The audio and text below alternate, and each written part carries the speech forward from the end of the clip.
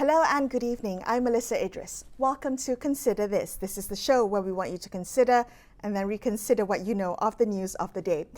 At the recently concluded ASEAN meeting, leaders of member countries have agreed to form a troika to lead the handling of the Myanmar crisis. Now, this troika will consist the outgoing ASEAN chair, Indonesia, the current chair, Laos, and the incoming chair, Malaysia.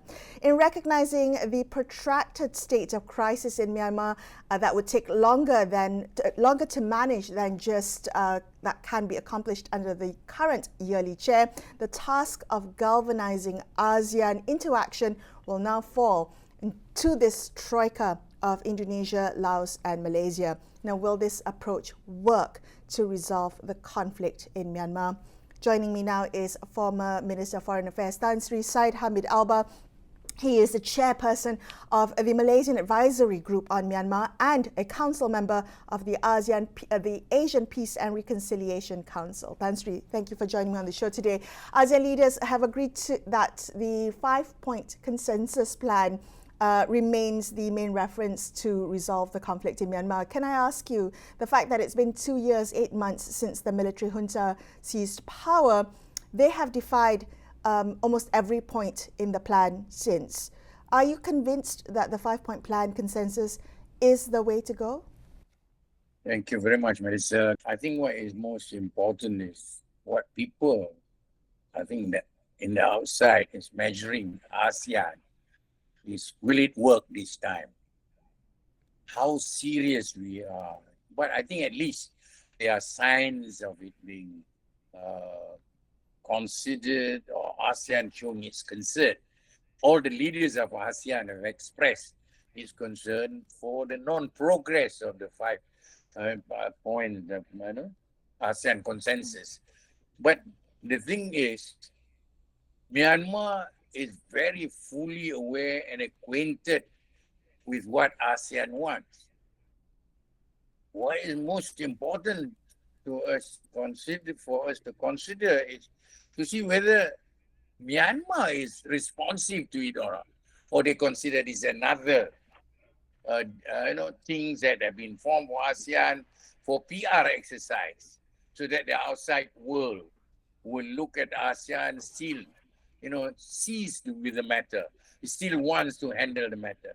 But whatever it is, even though I've got some negative views about it, I think it's a good move. The troika or special envoy is not something new.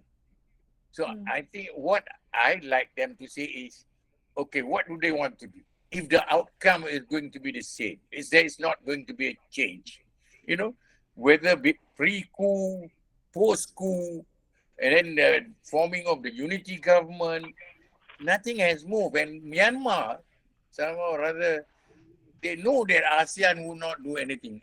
I think the troika should give a serious indication that if this time we fail, we'll do something that is not usually done in ASEAN. You see, the problem with ASEAN is when we invited all the new members of ASEAN to join, even Myanmar, we did not set the conditionalities of being a member. It's obligation, responsibility is not simply of right. It is not just simply a geographical assertion. It is an assertion that we want to achieve something. We want to contribute to stability, peace and security, development within our region, to cooperate. So I think I hope they give a very, very strong signal that they are going to be different this time. Well, I think a lot of international observers agree with you there, Tan Sri, that Myanmar's generals have been, can afford to be uncooperative to the 5-point consensus because they're confident that ASEAN won't take tougher measures. Do you think ASEAN should set conditionality to its membership? For instance, expelling Myanmar for not abiding by not making any progress, no inroads on the 5-point consensus.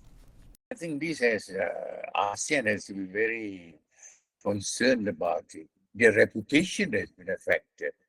Their credibility has been affected. I would like this time, if there is any, I think they should consider seriously about, whether suspension or expulsion of Myanmar, that this is no longer a joke. And I think even the UN has said that they want ASEAN as a regional organization to play the role. And I think this time, even other than the Prime Minister of Malaysia, has expressed very strong words and strong assertion. I think even the Singapore Prime Minister, Indonesia is also frustrated. So I do hope the outcome this time, if there is no movement, any movement at all, we should consider either one of these alternatives, either suspension or expulsion. Can I ask you what would hinder such tougher sanctions from ASEAN? What would be the barriers to adopting either a suspension or expulsion of Myanmar? Well, I think if you have sanctions, for example, I think international experience of sanction, it has never worked. And the international community, whether at a regional level or at a bilateral level, have never abided by the sanction. There's always be somebody that is willing to deal. And I think Myanmar, we have to rope in. I think in this particular case, if you want sanction or you want suspension, the P5 must be serious about it. They must be of the same mind. While we say that, okay, we do not want to have anything investment, trade, we want to, like in the case of Malaysia, for example, I think we are one of the biggest recipients of guest workers from Myanmar. And these guest workers have contributed to the Myanmar economy. It is over 400,000 every time there is a new workers. You go to all the restaurants in Malaysia or any working place, or you will see Myanmar. I think their people must pressure them. So I think we must stop taking new guest workers from that country unless it change. We want to see the well-being, the human rights are protected, issues of governance are respected, democracy is respected, and Myanmar always say, oh, they're moving towards democracy, and every now and then they regress, they retract. So I do hope there is the move, not only words, we have enough words. It must be action this time.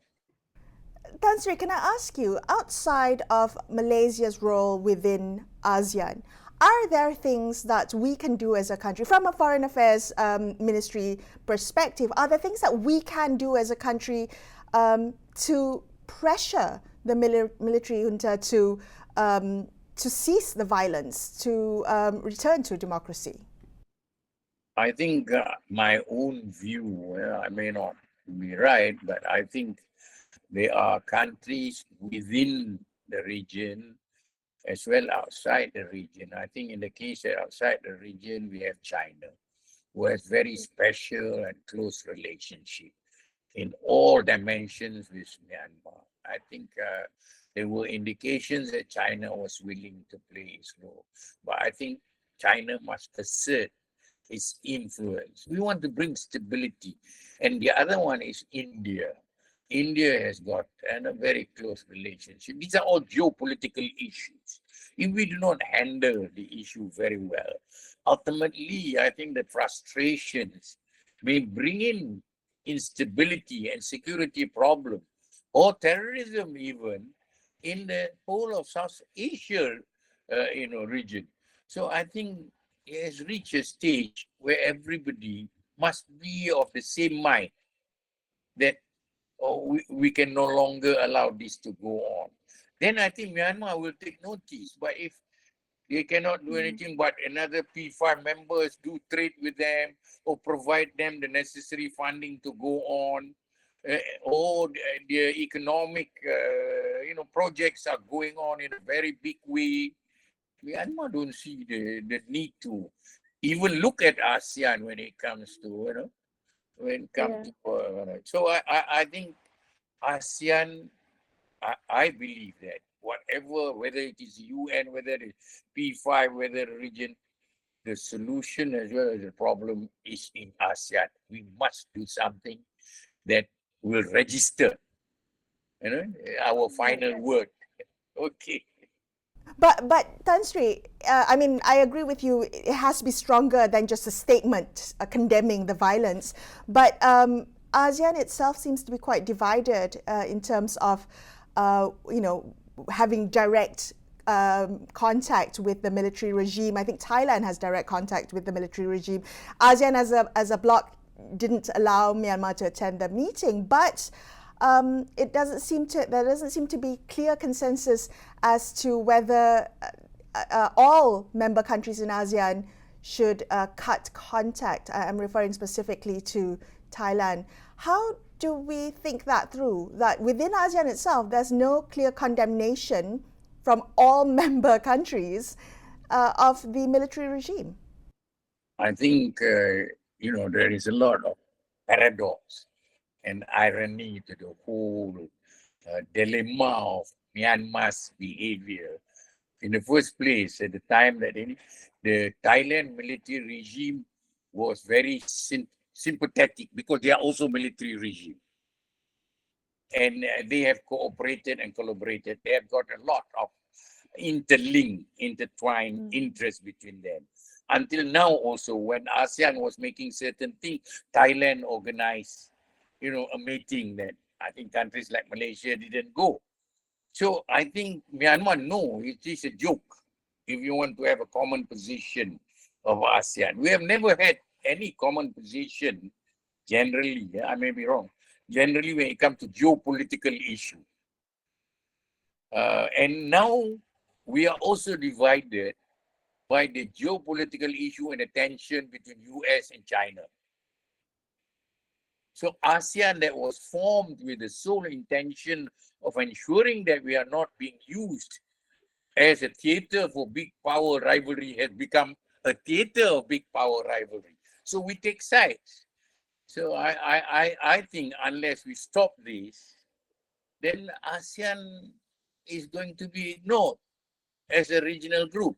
Even though I think many people will say ASEAN has survived this long, trade has increased, investment has increased, we have developed. But I think as a regional organization, we are not moving forward. That's what my concern is. We are not moving forward. And yet, as a group of 600 over million people in this current cliche in the geopolitical situation of the world, we could play a fantastic role, either as a group, middle power, or as an individual middle power.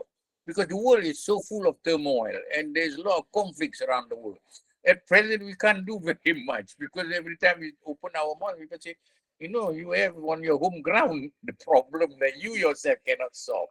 So that's how I look at the whole issue. I hear you completely with the limitations of ASEAN. Is it still best positioned to be the linchpin to help resolve this conflict?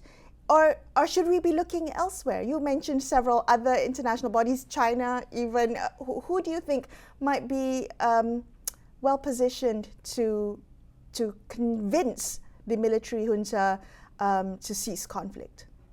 I think we sometimes forgot about Bangladesh. Bangladesh historically, geographically, is the closest country and the biggest recipient of the problem. And they have always had contact with Myanmar. So I think any solution that we're trying to find, you have to rope in Bangladesh. Because at present, I don't think Cox's Bazar can actually he's in a mess in that area. No. Humanitarian, human rights, security, safety problem, everything. And you can't do anything. And I think it will be also a problem with the population of 130 million in Bangladesh. If they do not solve this problem of the border, you can cross the river, it's already on the other side. So I think Myanmar must look at it seriously. It's going to be a security is going to be not a humanitarian, economic problem. And I think Bangladesh moving very well as an economic power now of the region. Its economy is growing very well. Bangladesh, I'm sure, they cannot afford to have this repatriation or the refugee issue unresolved. And I think, of course, I am at present very disappointed with the international system, the international order, because we allow a lot of abuses everywhere. So I think this is in favor of the people who do not respect international law. So it's a big problem. Okay. Tan Sri, thank you so much for speaking with me. That was former Minister of Foreign Affairs Tan Sri Syed Hamid Albar. We're going to take a very quick break here and consider this. We'll be back with more. Stay tuned.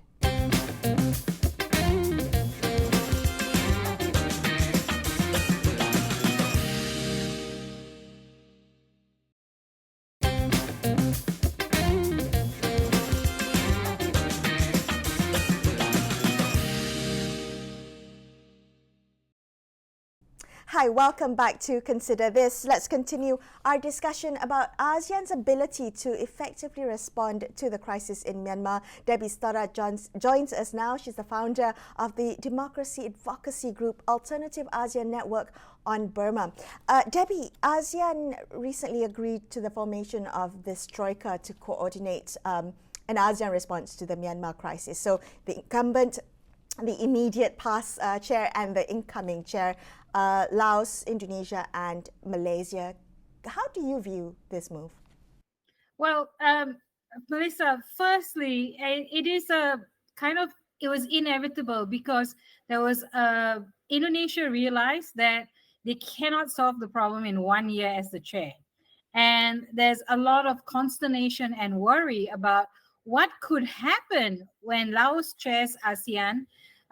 Because if Laos was to by itself solely take leadership in addressing the Myanmar crisis, it would probably embrace the illegal junta and make things worse. So in a way, this is kind of a containment strategy. The troika has been used in the past for cases where ASEAN recognizes this is going to take longer than a year or two. But also it's kind of a containment strategy to make sure that Laos is kind of sandwiched by Indonesia and Malaysia, and it doesn't stray too far off the path already charted by ASEAN, which is the 5-point consensus, somewhat flawed, but still ASEAN refuses to give up the 5-point consensus, so they need to find a way to redeem it without Laos totally going off track and abandoning that strategy. Is there a way to redeem the 5-point consensus? It's been 2 years, more than 2 years now, and at every turn, the military junta has ignored or dismissed in a way the consensus plan. The fact that ASEAN is sticking to this as the preferred, the main reference to dealing with the crisis, how do we think that through? There's been no progress. Well, the thing that we need to understand is that there's 3 key elements in the 5-point consensus. One is reduction of conflict. The other, humanitarian assistance and inclusive dialogue. Now, ASEAN can redefine and broaden what that means and actually have a time-bound implementation plan. So if we're looking at reduction of conflict, what we've seen is since the coup started in February 2021, 75,000 civilian homes burnt by the junta. This year alone, 35% of those homes were burnt so far this year. So there's been an uptick in violence targeting civilians. And this year, so far this year, the number of civilians killed in Myanmar airstrikes is double that of the civilians killed in Ukraine in airstrikes. So this is kind of scary, and ASEAN realizes and is panicking that the violence is not reducing, which means ASEAN needs to actually work with international community, the UN Security Council, but also use the leverage created by sanctions, including banking sanctions, to pressure the junta. At this time, ASEAN countries, Thailand, Malaysia, and Singapore, still are amongst the top investors in Myanmar, and therefore they're providing revenues to the junta, which the junta is using to get weapons to kill people. So ASEAN needs to back up its aspiration with action on that point. And on humanitarian assistance, ASEAN needs to work with people on the ground instead of hoping that this illegal junta will somehow cooperate. And when we talk about inclusive dialogue, it means making sure that ASEAN includes all sections of society in the resistance, whether it is the ethnic organizations, the resistance organizations, the political organizations, including the elected members of parliament, but also grassroots organizations representing diverse parts of the community, including young people. Because in the end, the future of Myanmar is going to depend on these young people. Are you alluding to the fact that there hasn't been enough engagement, enough intersectionality in the engagement? I think the engagement has been somewhat a little flat, a little bit shallow. And also, Indonesia has been rather discreet. They keep talking about quiet diplomacy where people are quietly engaged with. And I think it's time for ASEAN to step it up. Hey, not just telling Min Aung Hlaing he's not welcome, not just telling the illegal junta and its leader they are unwelcome at the ASEAN summit and the foreign ministers meeting, but at all ASEAN meetings, and start to welcome elected representatives of Burma, Myanmar, to attend as observers. I think that engagement needs to happen. I think ASEAN needs to be more public and comprehensive in how it engages with the resistance and with the elected members of parliament. Right. So I'm curious to know, because you talked a little bit about how the continued economic ties seem to be funding the junta's purchase of arms, and we see the junta tightening relations with China, with Russia on this front. How big are the concerns of the closeness of the military junta with Russia at this point? Well, what has happened is that Russia has been one of the main weapons supplier to Myanmar and to the illegal junta, and also one of the main sources of protection internationally, including at the UN Security Council. But now the junta itself is actually giving weapons to Russia. And in July, it was confirmed by experts that mortar shells manufactured by the Myanmar military junta is being used by Russia to bomb Ukrainians. So I think, it's not a one-way cooperation, it's a two-way cooperation. And we really need to nip that in the bud, because we cannot afford, the global community, let alone ASEAN, cannot afford to have an illegal junta that is actually contributing to invasion of another country in another part of the world. Right. Debbie, two and a half years, so 2 years, 8 months since the military coup in Myanmar. Can I ask you how international attention has waned over that time, and what the impact has been to the people of Myanmar? Who are they looking to help step in and resolve the crisis? Is it ASEAN? Have they lost hope in ASEAN? Are they still invested in ASEAN? Or what would be the solution moving forward if not ASEAN? I think the movement is somewhat tired of the fact that there have been a lot of statements, but key actions haven't really happened until relatively recently. For example, the US government has imposed sanctions on Myanmar Foreign Trade Bank and Myanmar Investment Commercial Bank, which is the main banks that process foreign transfers for the junta and receive foreign revenues for the junta. So and that also means help the junta pay for weapons purchases. So I think we've seen some of the banks in Singapore and Bangladesh and elsewhere starting to realize that they cannot break these sanctions. But when we look at that, and we look at the fact that people on the ground are still suffering. But they're still defiant. They still understand that they cannot afford to let this illegal junta win. And they continue to resist. Then they're saying, well, we are doing our part. Where is the rest of the world doing? And I think what I'm worried about is that while they understand ASEAN has a role to play, that if ASEAN doesn't step up its game, most people in Burma, Myanmar will start to see ASEAN as irrelevant because they don't see it as relevant to the creation of peace, the restoration of democracy, and a genuine transformation to a democratic federal state in the country. So this is their aspiration, and this is what they expect ASEAN to contribute to. But we haven't seen that yet. And I think ASEAN really needs to step up its game. Because if ASEAN cannot solve the Myanmar problem, we've got a whole bunch of problems coming up in this region. We've got climate change. We've got disease pandemics, because COVID's not going to be the only one.